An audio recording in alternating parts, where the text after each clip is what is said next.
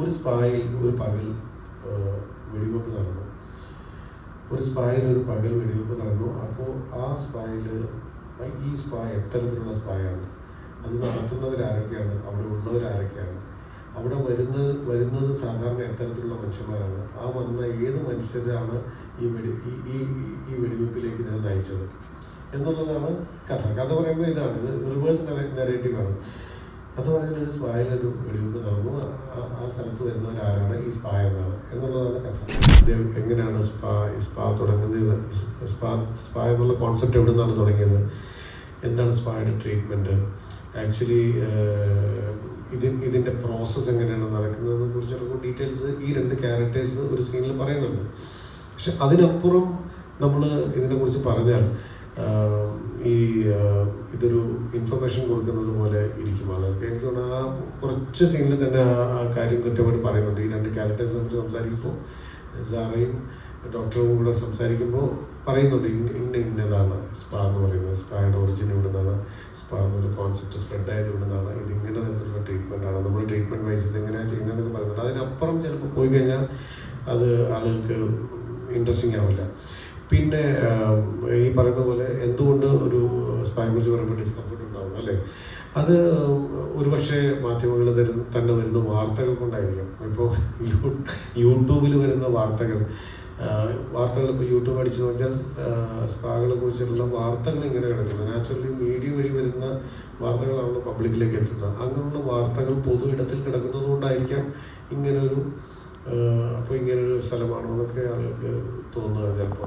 അത് തീർച്ചയായും മാധ്യമത്തിൽ വന്ന വാർത്തകൾ കൊണ്ടായിരിക്കാം. പക്ഷേ സർട്ടിഫിക്കറ്റ് കണ്ടിട്ട് എറോട്ടിക് മൂവി കാണാൻ പോകുന്ന സിനിമയില്ല, അത് വളരെ സീരിയസ് ആയിട്ടുള്ള ഒരു മാറ്റർ.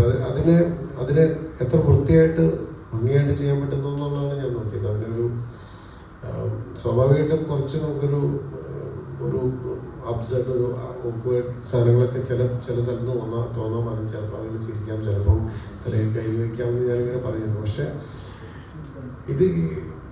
അതൊരു അൺപ്രൊഫഷണൽ സ്ഥലമായതുകൊണ്ട് അതങ്ങനെ കാണിച്ചു എന്ന് പറയും. ഞാൻ പറയുന്നത് 2-3 സീനുകൾ മാത്രമേ ഇങ്ങനെ ഉള്ളൂ.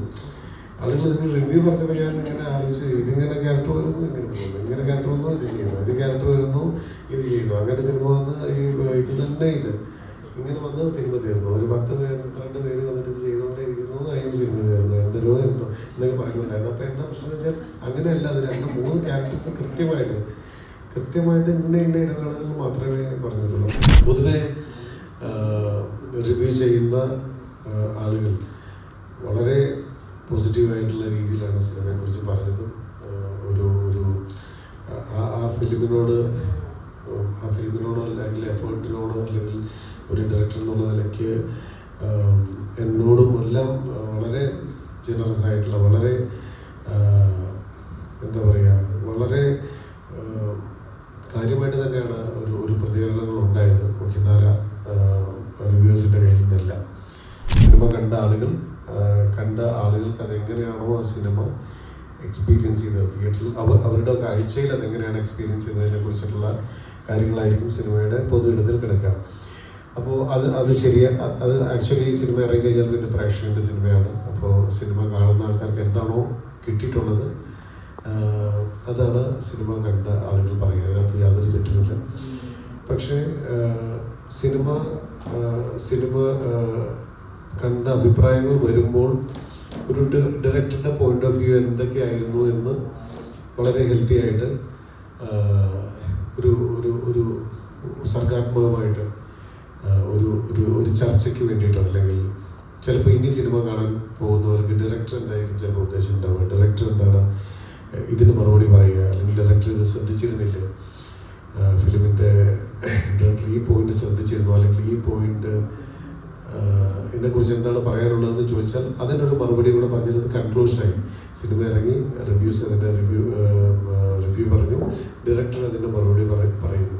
ഇനിയും ചിലപ്പോൾ അതിൻ്റെ ചർച്ചകൾ വരാം. ഞാൻ പറയുന്ന അഭിപ്രായം ചിലപ്പോൾ അതിനെയും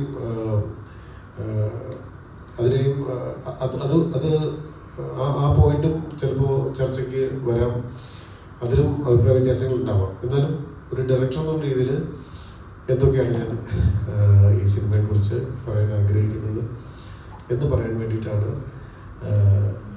അത് നമുക്ക് ഓരോരുത്തരോട് ചിലപ്പോൾ പറയാൻ പറ്റും. ജനറലായിട്ട് പറയാൻ പറ്റും. ചിലപ്പോൾ റിവ്യൂ ചെയ്ത ആൾക്കാർക്ക് ഇത് കാണാൻ പറ്റുമായിരിക്കാം. അങ്ങനെയാണ് ഇവിടെ ഒന്നുകൂടി കാണാം എന്ന് കരുതിയത്.